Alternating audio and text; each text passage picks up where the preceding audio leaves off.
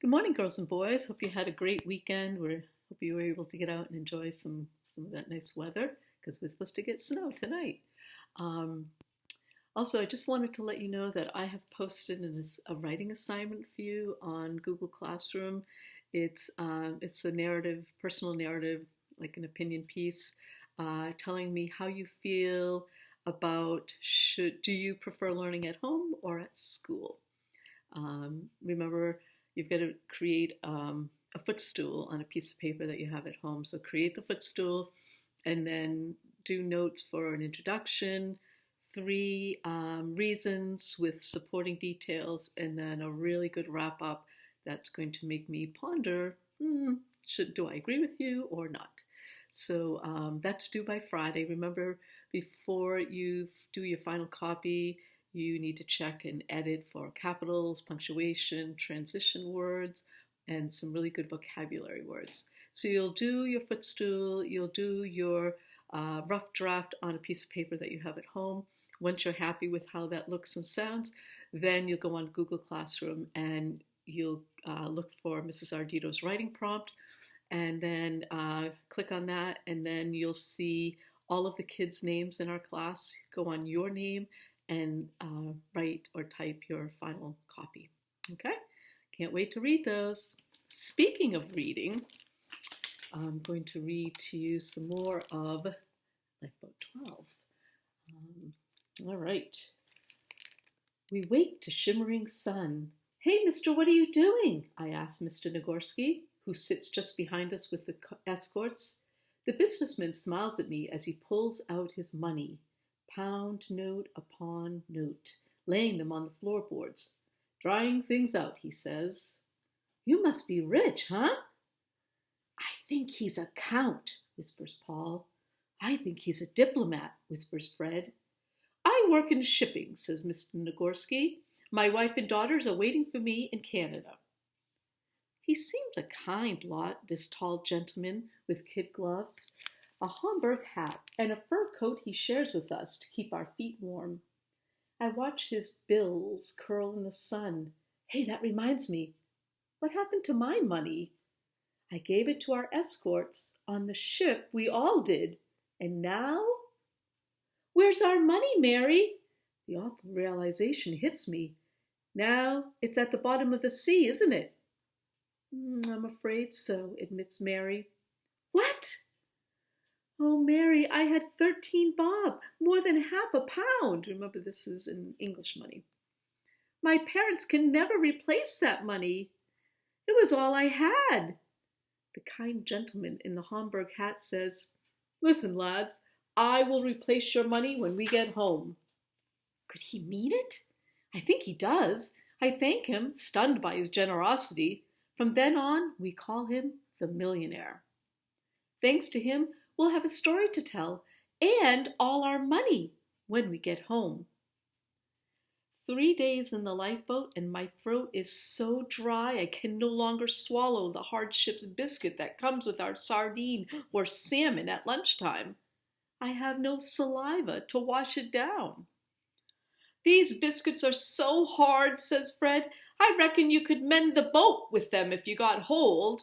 And he tosses his biscuit overboard. I can't eat, so I give my biscuit to Auntie Mary to hold for me. But oh, how we eye the water ration. All of us boys sit up and lick our lips as a little cup comes down the line.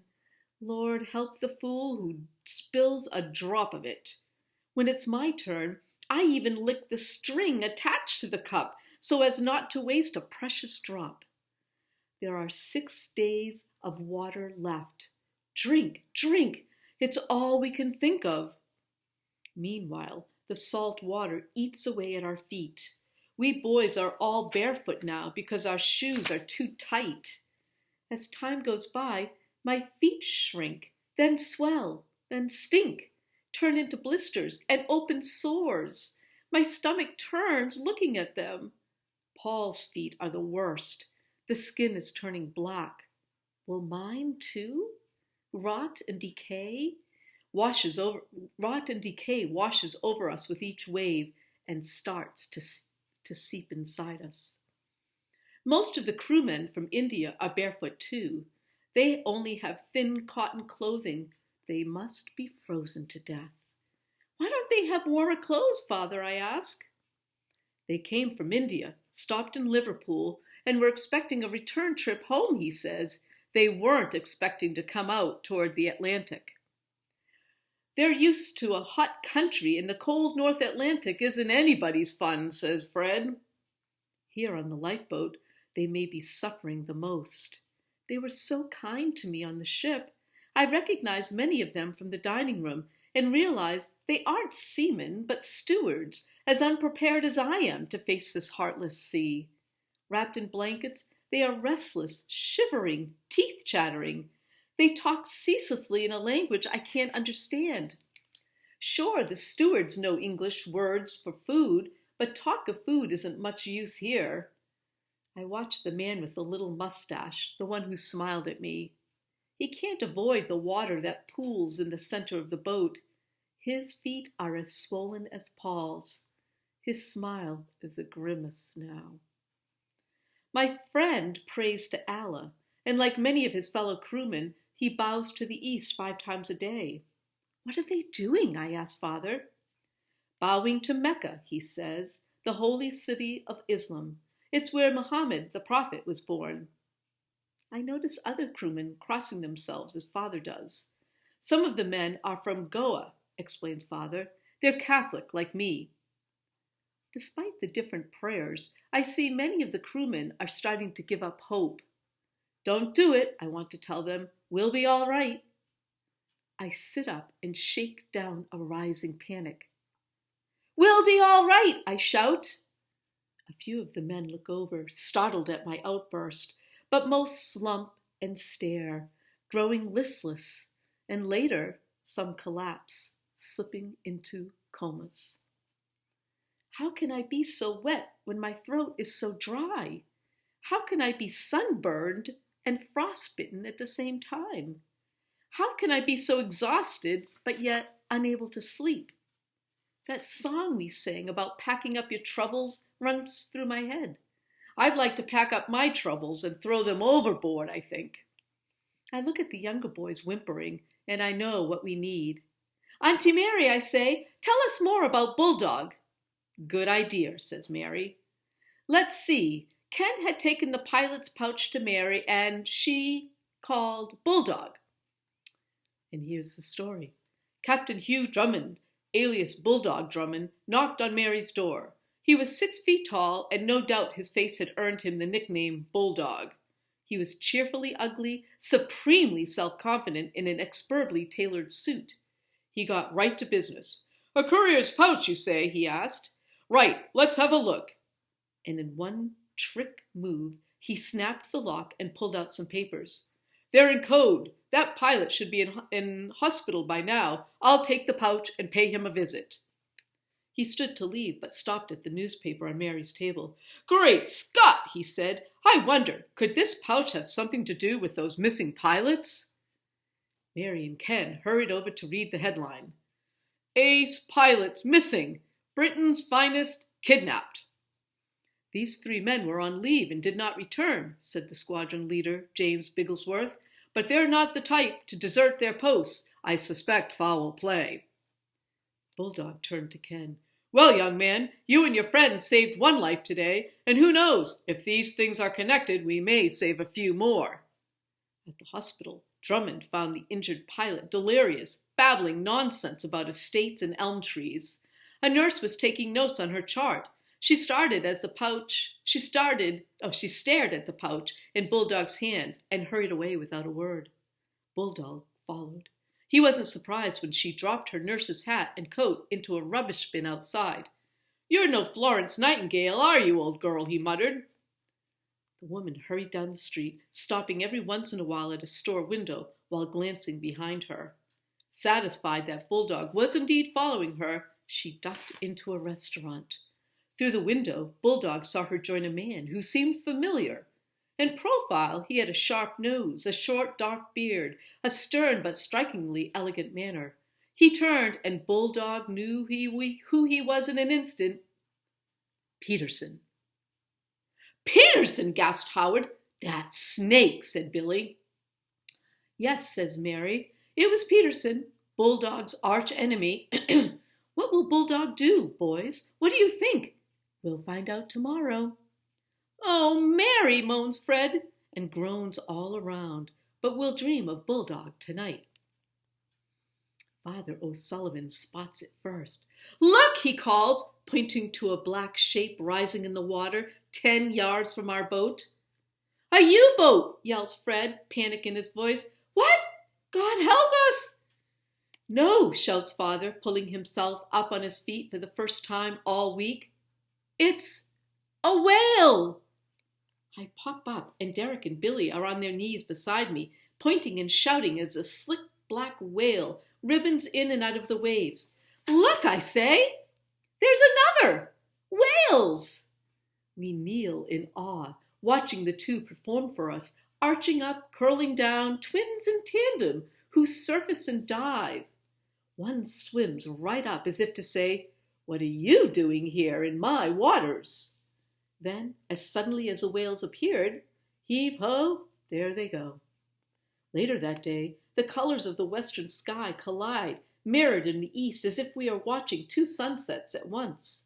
Even the sailors had never seen such a phenomenon. We sit smiling at each other, grateful for a diversion, even just for a little while, as we listen to the priest's prayer of thanks for sunset, for whales, for the marvels of this world. Whales in a tale, that's what good days are made of, I whisper to Mary. Please, may we have more of the story now? Yes, let's see. Where were we, she says. We all know, we all say, at the restaurant with Peterson. Oh, yes, it was Peterson, and as usual, he was up to no good. Bulldog nipped into the restaurant unnoticed, determined to find out what this snake, you might call him, was up to. He had something to do with the pilot and the coded papers. Yes, sir? Asked the waiter. A sarsaparilla, my good man, said Bulldog. On duty, you know. Jolly good, sir. 10 minutes later, Peterson and the woman left the restaurant through a back door. Bulldog tailed them into the alley. But Peterson was waiting for him. Ah, Captain Drummond, we meet again, he says. Well, well, Peterson, said Bulldog, if I know you, and I do, I suspect you're up to something, you and your nurse here. Peterson just smiled as he stepped up to his cream-colored excuse me. That means I only have about 1 more minute to read, so I'll finish this chapter. He stepped into his cream-colored Rolls Royce. No time, old man. Just hand over that pouch and I'll be off. Business meeting with the chap I'm going to convince to break this code for me. People pay millions for codes, don't they? Stop, said Bulldog, but his vision blurred. He took a step and stumbled. Hope you enjoyed your sarsaparilla, said Peterson, snatching the pouch. Drummond realized his drink had been drugged. He sank to his knees and fell onto the pavement. 3 boys on their bikes passed the alleyway in time to see Bulldog slump to the ground and hear Peterson direct his driver, The Elms Estate, and be quick about it. Peterson got away? Asked Fred. And Bulldog is dead, isn't he? Said Paul. Of course not, I tell him. Heroes can't die. Then there'd be no story. And we can't face that. So, that's the end of that chapter. And the story, it's kind of a cool story within a story. The story that Mary's telling, and then the Lifeboat 12 story. So that's kind of unique. So hopefully they'll hang on. What did we say? They had 6 days left of food and water. They're getting close. Hopefully that rescue boat will arrive soon. So you guys, check out that writing site and be thinking, oh, do I like learning at home better than learning at school or vice versa? Come up with, you can create your own footstool. You've been using them all year, so you know what they look like. Write some notes for introduction, some reasons, and then supports for your reasons, and then a wrap-up. And then get another piece of paper and start your essay with a great, powerful introduction. All right, I can't wait to read those. And on the journals, make sure each day you're telling me what you're doing for reading, for writing, for math. If you come up with a really cool science experiment, let us know about it. Other kids might want to try it. Some social studies, maybe you're working on a map. If you've done Spanish for the day or art or done some music, let me know so I know what you're doing, and then I can take attendance as well. All right, well, enjoy the day and stay tuned to Lifeboat 12. Take care. Bye-bye.